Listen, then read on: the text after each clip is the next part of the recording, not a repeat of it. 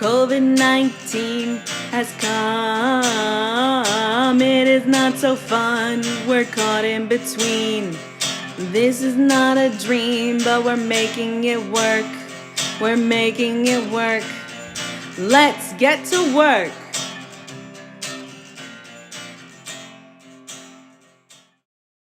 All right, Gabby, welcome to my web series. Thank you for joining me this morning / afternoon your time. So I would love to just start with who are you and how do we know each other? That's a funny question. Not who am I, but the part of how did we get to know each other. Well, I am Mexican. I live in Dubai with my husband. We came here 4 years ago because he got a job as a pilot here in Dubai.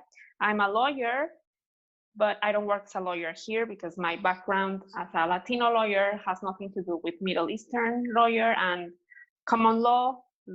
So I work as a Spanish teacher, and I have a blog about Dubai. To answer your second question, we met through a common friend of ours. So let's say we are virtual friends because we haven't met personally yet, but hoping to do so soon. Yeah, we hit it off right away, which is super nice. And when it really became clear that there was a pandemic happening and it was quite scary, we started talking about it because you were really, really excited about starting your blog. I'll let you talk about it. And I was also making a career step where I was like, oh no, what next? So how are you doing? Can you talk about what? Yeah, sure. Yeah. Well, I've had my blog as a hobby since I came to Dubai, and I've always wanted to monetize it. But I never paid too much attention to that because I just enjoyed writing so much, and I was busy looking for a job as a lawyer and changing career to a Spanish teacher. So it never came to me like a really good business idea out of the blog until last year, when I got a lot of interest from my readers, who are basically Mexicans and Latinos. They started to ask if I could plan their trip when they came to Dubai, or if I knew of anyone that could help them. They started to take my advice really seriously for their travel plans. So that's when it came to me this could be a business idea, because I also love travel planning. I love culture. That's what my blog is mainly about, like Middle Eastern culture, Arab culture, of course, travel in Dubai. So I started to think about that, and it got me really excited.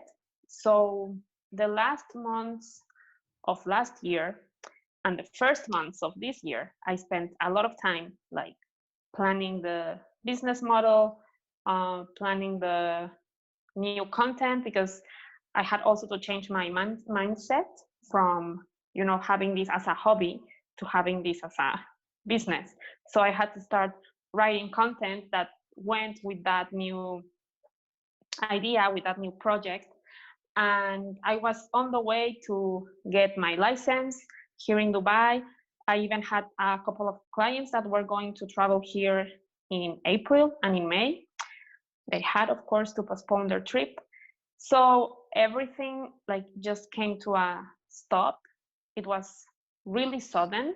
No one knew what was going to happen. So every day for 1 week, that was about 3 weeks ago, we would wake up with news of business closing, of new instructions from the government to stop doing regular activities.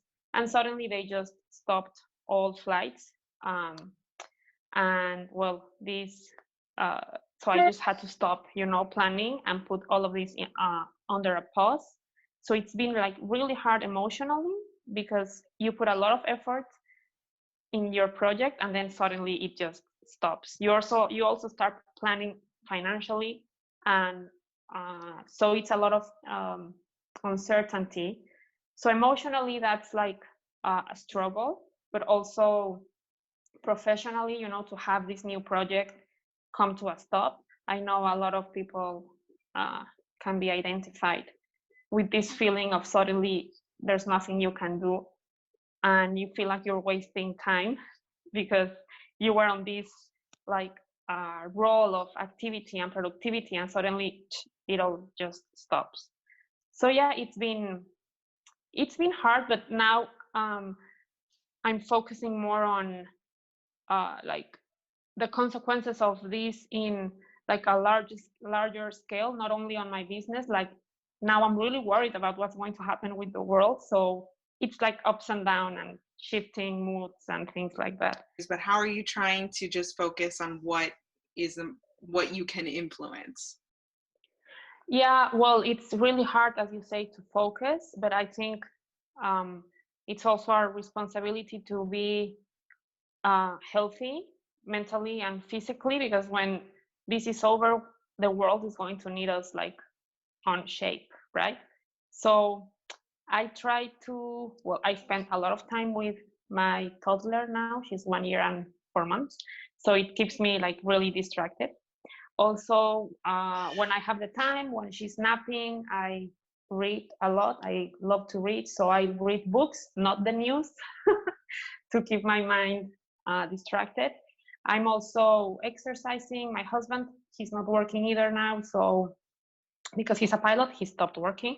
So we divide like the chores, and so that we both can have time for ourselves and for our projects.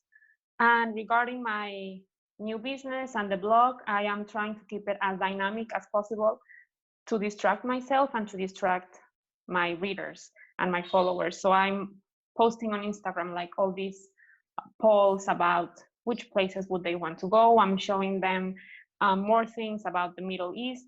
I'm even learning more things about the Middle East now that I have more time to research. So yeah, and limiting the information that I read on coronavirus and selecting what I want to read. Like I don't read everything that there is because of course it's impossible, but I do select like I don't want to go into too dark news. Like I decide what I read and I limit the time, because otherwise you just go to this vice of uh, bad news, bad humor, bad mood. It's like a bad cycle. So I try to limit the information I read about that. Yeah, I think that's really wise advice for everyone. And I can imagine it's also a very difficult time because your husband is out of work as well. So Yeah. remaining positive or optimistic, at least, or present. I don't know. How is it that you manage it together? Yeah, well, it's difficult, but we do try to stay positive. I mean, of course, we have these conversations that are like daunting. We start talking about politics and how our governments are managing things, and then we just can't stop, and we start feeling like super sad and worried. And that's when we shift activity. Like we watch a movie, or when Paola goes to bed, of course. She goes to bed early, so that gives us time to to do other stuff. And well, the motivation of my business is still there. Hopefully this thing will pass, and I am trying to work now on new content ideas. Like I was going to launch my website at the beginning of the month, but I decided to stop because no one was going to pay attention. But the project is still there, so that also it's also a motivation. So, and my daughter, of course, but it's so complicated. I don't even know now where to stop and where to start. Yeah, with the whole balancing working from home and also full-time motherhood. Yeah, how Yeah. you have a baby in one hand and then like a computer on the other? How's that working? Yeah, it's similar, but I mean now she's a toddler and we divide the chores. So, and because I used to have a part-time job, we have a nanny. She helps us a lot also. So I can't complain, but it's just now we want to I have all this time that before I used to invest in my work. Now I invest in Paola and in my blog or reading. I also don't want to put a lot of pressure of feeling like I have to do something productive for my business now, because I read all these things of stay productive, like don't quit, look how can you maximize your time with your business. I don't want to put that pressure because I started like that and it was just like too much, because you have to handle the pressure of what's going on and plus the pressure of working, because people are saying that you shouldn't quit and that you should keep working on your project. So I just do what I like want to do at the moment, but always keeping active. That's what's working for me now. I don't know if in 2 days it will be the same. Yeah, that's fair. I think we can all say that. What are you hoping to learn from this when you get out of it? What am I hoping to learn from this? Well, the word that you used at the beginning, resilience, I think is accurate. I wish I can come out of this experience with more resilience about hard stuff, like this, and also to value the important things that we hear that all the time. But now I think a lot of us are really realizing what's important. And well, I guess that would be the most important things that I would get from this. I hope I also learn to be more patient, because I was so impatient before with my business. Like I wanted to have everything done at the moment. And this had taught me like you plan, but you never know what's going to happen. So it's okay to plan and it's okay to work on your stuff and to be determined, but also for me, I need to learn not to be that impatient, like to have more patience, for when you're an entrepreneur, to do things with more patience. I think this is something that I will take away also from this experience. I guess being so far away from each other and your community, I guess the best way to support each other would be, well, for my particular business, it would be to follow me on my social media. And because, yeah, this time we have to take this time of reflection and of, not doing so many things to support entrepreneurs. So if you spend a lot of time on Instagram, maybe you can add another account to your list, right? Yeah, it doesn't. And what does adding do? What does following do? How does that help you? Well, it helps me to have a wider audience into which I can share my experiences as a Western person in the Middle East. There are so many misconceptions, I think, about the Middle East in the Western world, especially in the Latino world. I publish both in English and in Spanish on my Instagram, and I'm really passionate about like bringing down those stereotypes. So I think for me to support that idea that I have about bringing down the stereotypes and sharing a more realistic side of the Middle East to the Western people, for me, that's like a huge support.